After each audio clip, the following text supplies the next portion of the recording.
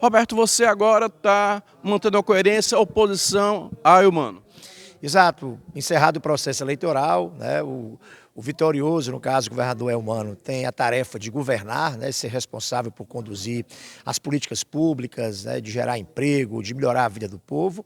E quem foi derrotado, como eu fui, o papel democrático também é de fazer uma oposição civilizada, que seja coerente com o posicionamento que eu apresentei na minha campanha e que seja crítica, mas ao mesmo tempo seja construtiva, que seja responsável e que possa ajudar o Estado do Ceará.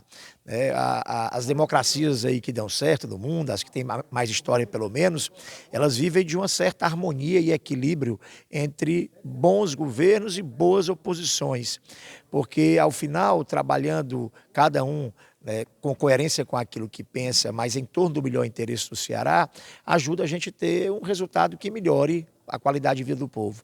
Hoje, por exemplo, a gente tem desafios no Ceará postos, grandes, para o atual governo. Primeiro é a situação financeira do Estado do Ceará.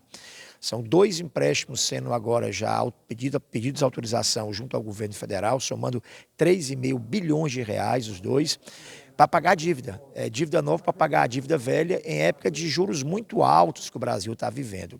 É uma situação, todos os outros indicadores fiscais, de nível de investimento, comprometimento de gasto com o pessoal, todos eles indicam uma situação financeira muito grave do próprio governo do Estado. E o pior, o governo começou criando cargo, criando secretarias, aumentando o custo da máquina. Então, se você tem uma situação financeira frágil do Estado, a primeira tarefa de um primeiro ano de governo, principalmente, que é quando todo mundo está com tolerância, paciência, dá tempo, entende as vias de ajuste, é você exatamente organizar a casa. Então, essa é uma situação muito desafiadora para o Ceará de hoje. Uma outra é a economia. O Ceará veio há alguns anos crescendo acima da média do Brasil na economia, gerando aí, sendo líder no Nordeste, na geração de empregos.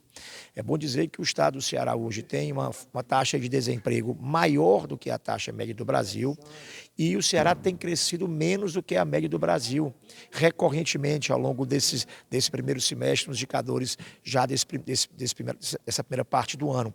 Então, de um lado, a situação fiscal do Estado, do próprio governo, muito dura, e do outro, a situação econômica do Estado como um todo, que acaba repercutindo em tudo do povo, também muito frágil. Então, é a partir daí que eu tenho construído a minha crítica, sempre, quando possível, apresentando alternativas, né? Ideias, caminhos que o Estado poderia estar tomando, que não está, que poderia melhorar a vida do povo. Porque quando a economia vai mal, não é só o desemprego, né? É a capacidade de consumo do povo, até para comer fica mais difícil.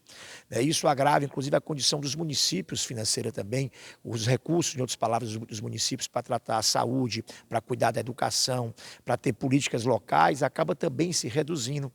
Pergunta aos prefeitos como é que está o repasse do ICMS, que é um dos principais tributos hoje do município, é o repasse do Estado do ICMS para os municípios. Quando tem uma crise desse tamanho, como o Estado está vivendo, esse dinheiro que vai para os municípios diminui e na ponta acaba comprometendo tudo, a educação, a saúde, né? Então esse é o caminho pelo qual eu tenho pavimentado esse primeiro semestre o meu posicionamento de oposição, sempre dizendo que o governador está no começo, está no primeiro semestre, mas já podia ter feito muita coisa que não fez, acho que cometeu alguns erros, mas falo isso muito mais no sentido de entender que possa, de alguma maneira, sensibilizar quem faz parte do governo hoje e consertar rumos que eu acho que estão equivocados nesse momento. Uma crítica sua de qualidade foi em relação ao Fundo de Combate à Pobreza, que você apontou alguns equívocos. E continua, na minha visão, tendo uso errado. O FECOP é um fundo estadual, de natureza constitucional, inclusive, que tem um recurso específico na casa de 700 milhões de reais, Roberto, especificamente para você combater a pobreza. A pobreza no Ceará, isso é outro dado, tanto a desigualdade como a pobreza tem se agravado. A gente tem 53%, olha a gravidade, 53% da população do Ceará inteira vivendo abaixo da linha da pobreza. Mais da metade, 53%. E temos um fundo de 700 milhões que é gasto com uma quantidade enorme de coisas que não combatem diretamente a pobreza. Eu me recordo, do ano passado, quando eu fiz a crítica na campanha, eu vi feira agropecuária, que é muito importante, mas tem que ser gasto com o dinheiro da Secretaria de Agricultura. Vi eventos esportivos, eventos culturais, com dinheiro do FECOP sendo gasto para financiar políticas culturais, esportivas e de apoio ao campo, que são muito importantes, mas que têm secretarias específicas para isso. Então, quando o dinheiro é diluído e você não combate efetivamente as causas, as circunstâncias e os efeitos imediatos da pobreza, você não consegue resolver o problema. Então, a crítica que eu tenho feito é que, ao invés de estar usando aí uma pancada de projetos, concentrar em 2 ou 3 grandes projetos que pudesse, de uma maneira, garantir a comida no prato, efetivamente, o dinheiro para a comida no prato para quem precisa, e que pudesse também, em outra circunstância, mudar as condições de acesso ao trabalho e à renda, à capacitação profissional, encurtar esse caminho, do desejo de trabalhar, de conseguir o emprego. Então, reduzir os programas e dirigi-los de forma mais específica e focada ao combate emergencial à fome e à pobreza e às saídas também, seria muito mais efetivo. Fiz essa crítica e, infelizmente, o FECOP persevera sendo utilizado de forma, na minha visão, equivocada. Um debate aqui na Assembleia tem sido a educação. Fizeram um comparativo essa semana da gestão Luiziane Lins, que tinha como secretário de Educação Eumano Freitas, e a gestão Roberto Cláudio, o antes e o depois. A gente pegou Fortaleza, isso é público, a imprensa cobriu isso, como a pior educação do estado do Ceará. A gente não tinha nenhuma escola em tempo integral. E foi um desafio muito grande de ajuste, de gestão. A gente tinha muitos diretores que eram professores vinculados a líderes políticos locais. Então, foi uma tarefa dura, de mudança de cultura, inclusive administrativa. Passamos a fazer seleção pública para gestor, prestigiar e dar autonomia à gestão escolar, a avaliar os alunos e as escolas. Mantivemos um diálogo com o sindicato também. Bom lembrar que nos 8 anos que nos antecederam, teve 1 ano dos 8 de greve, somado todos os meses de greve. A gente não teve greve nenhum dia ao longo desse tempo, numa demonstração de uma política de diálogo com os sindicatos. E fizemos investimentos muito importantes nos professores, na qualidade da educação e na aprendizagem dos alunos, principalmente. Hoje, Fortaleza tem uma das melhores educações do Brasil entre capitais.